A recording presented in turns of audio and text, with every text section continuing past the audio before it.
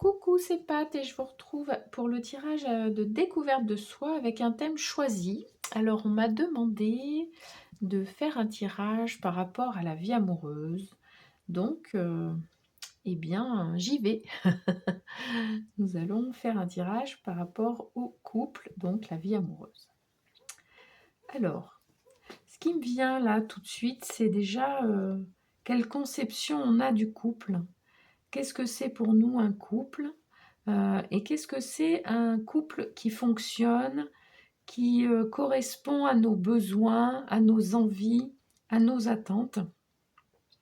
C'est peut-être une première question là qu'on peut se poser puisque, en fonction de ça, on va déjà, avoir, des a priori, on va avoir, une conception du couple qui fait que, quand on entre en relation, ça peut, influencer fortement, nos interactions avec les personnes qu'on rencontre.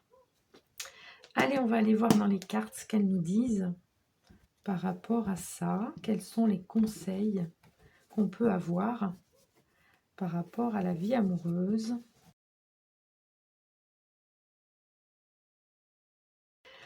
Alors, j'ai fait un tirage à 6 cartes et là, ça nous permet d'avoir un beau panel. Donc, on a soi, donc le couple, l'équilibre actuel, les schémas répétitifs, points forts ou à améliorer et le contrôle.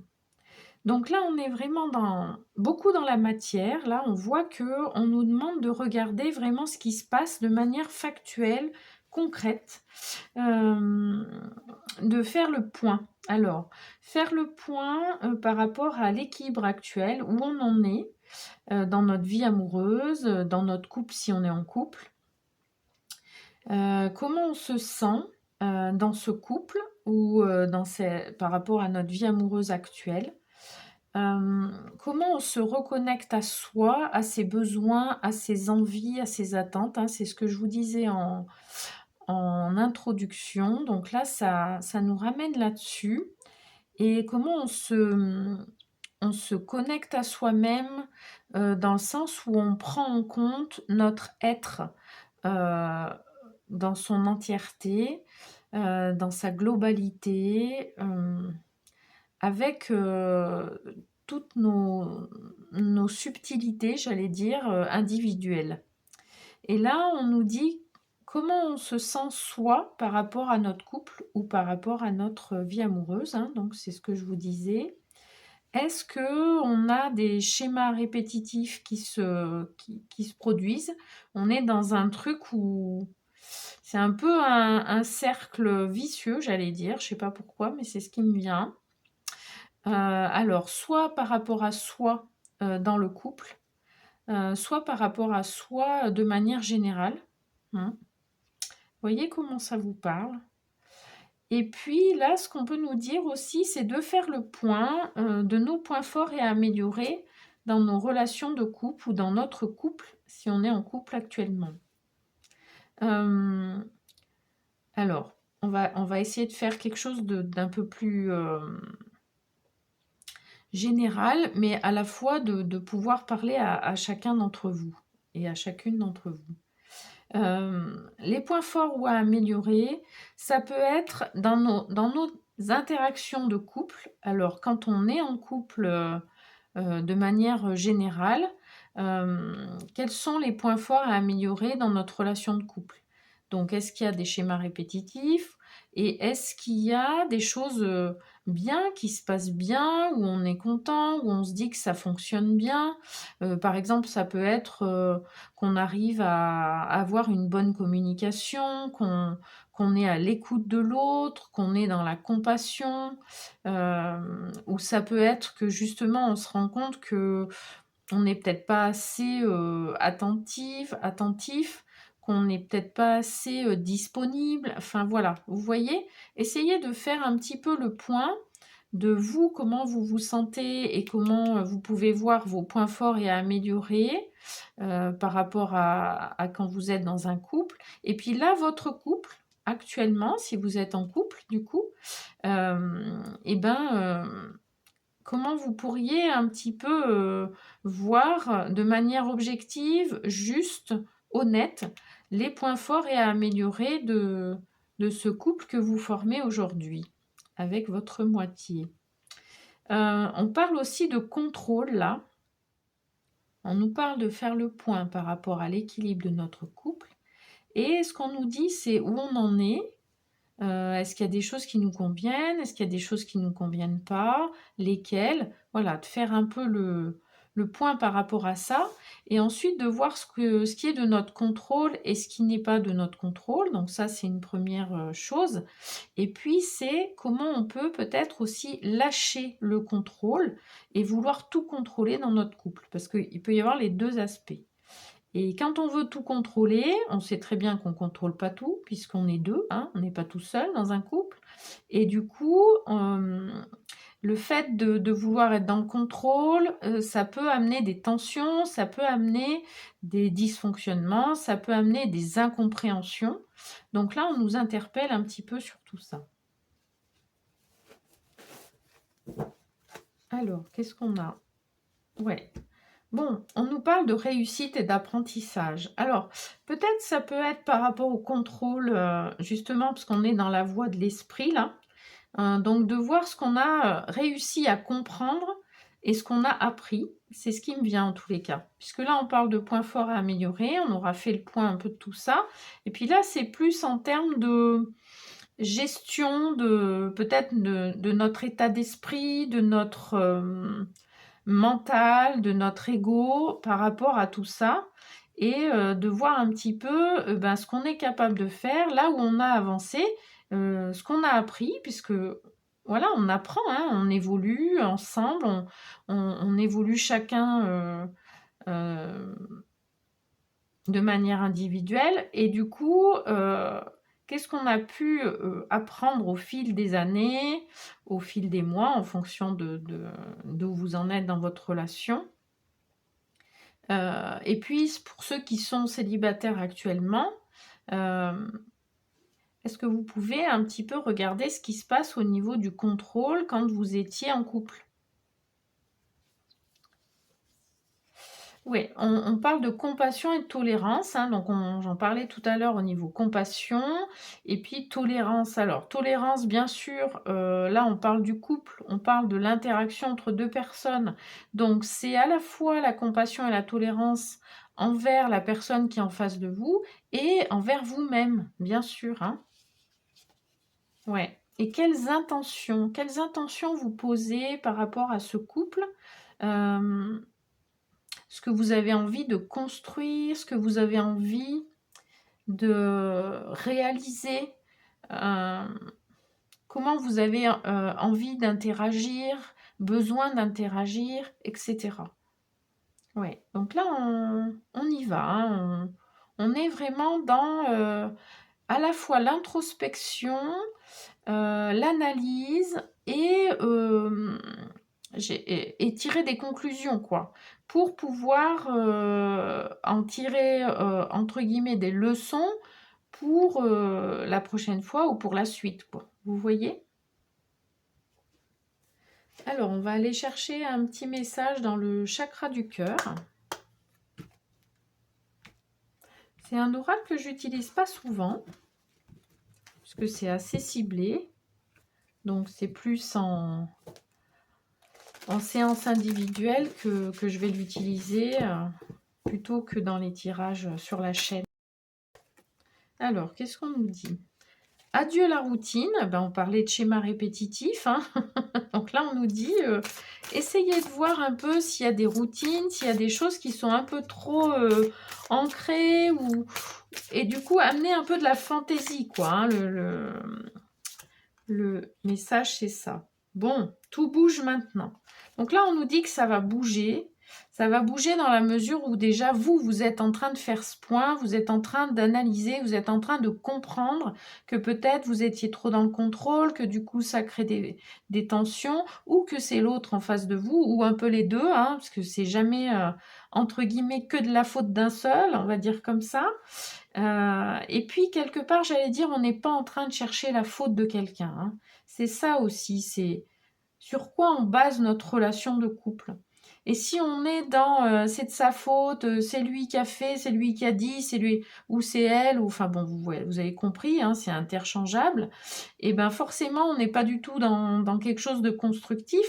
On est dans notre ego, on est dans le drama, on est dans la victimisation, donc on est dans le triangle de Karpman, et du coup, on n'est pas du tout dans le constructif, dans être d'égal à égal, on est à l'écoute, on est dans la compassion, etc., etc. Alors, j'ai pas dit que c'était facile tout le temps, hein, on n'est pas en train de dire qu'on est dans La Belle au bois dormant, ou tous les contes de princesses, etc. Mais donc, sans être dans ce stéréotype-là, c'est vraiment important de poser nos intentions au départ et ensuite d'être vraiment dans cette démarche d'échange, de partage, d'oser aussi exprimer ce qu'on a sur le cœur de manière bienveillante. Euh, Tout ça, c'est toute une construction. Et là, on vous dit, sortez de votre routine. Euh, alors, pour ceux qui sont en couple, et du coup, ça permet d'avoir du mouvement, ça permet d'insuffler un petit peu quelque chose qui permet de partir sur d'autres choses, qui permet d'explorer d'autres choses. Et puis, pour ceux qui sont célibataires, c'est aussi changer votre routine. Ça peut être justement sortir plus, euh, vous intéresser à une association, à vous impliquer dans certaines choses pour pouvoir rencontrer du monde, pour être ouvert à d'autres choses, pour bouger, hein, puisque là, on vous dit tout bouge dans la mesure où on sort de sa routine, hein, d'accord? Bon, je dévie un peu avec avec ce tirage, mais bon, c'est pas grave. Vous verrez comment ça vous parle. Qu'est-ce que j'ai en d'autres decks? Alors là, on nous dit ton âme sœur n'est pas prête. Bon.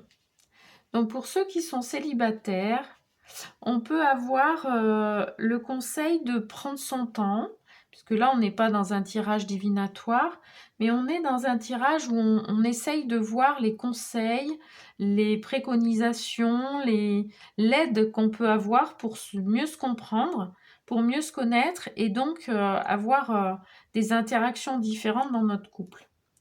Donc là, quand on nous dit ton âme sœur n'est pas prête, c'est dans le sens où être à l'écoute de la personne qu'on a en face de soi, de ce qu'elle ressent, de où elle en est, de ce qu'elle veut, ce dont elle a besoin, et puis soi-même savoir où on en est aussi. Hein, c'est un peu des deux côtés. Mais là, ça peut être, enfin en tous les cas, c'est ce qui me vient, c'est une alerte sur la personne en face de nous, elle va pas avancer à la même vitesse que nous, elle n'a pas les mêmes attentes, elle n'a pas les mêmes besoins, elle n'a pas la même histoire. Donc soyez attentifs, attentives, et laissez le temps au temps aussi. Hein.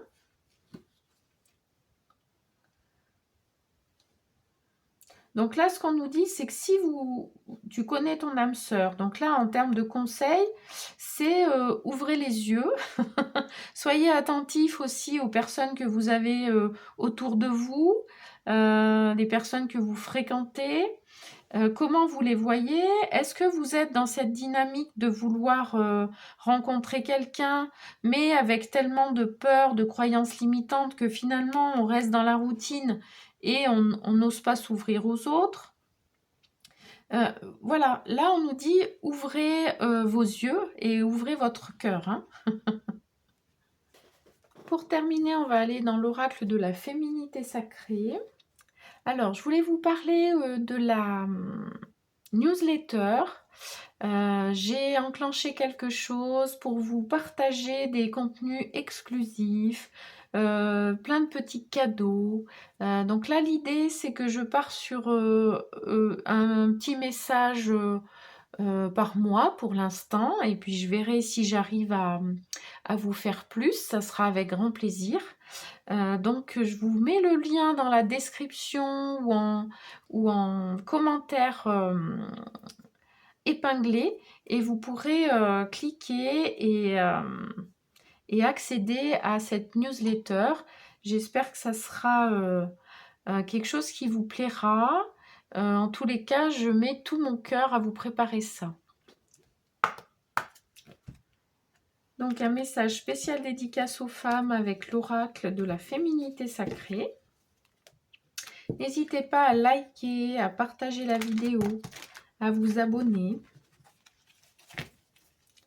Ça me permettra de développer la chaîne, de pouvoir apporter ces messages à plus de personnes, puisque l'objectif c'est ça. Alors on a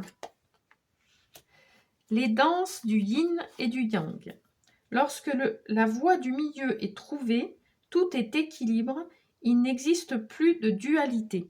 Donc là, ce qu'on nous dit, c'est que à l'intérieur de chacun d'entre nous, on a une partie yin, une partie yang, une partie féminin, une partie masculin. Donc là, on nous parle de la voie du milieu entre ces deux parties à l'intérieur de nous.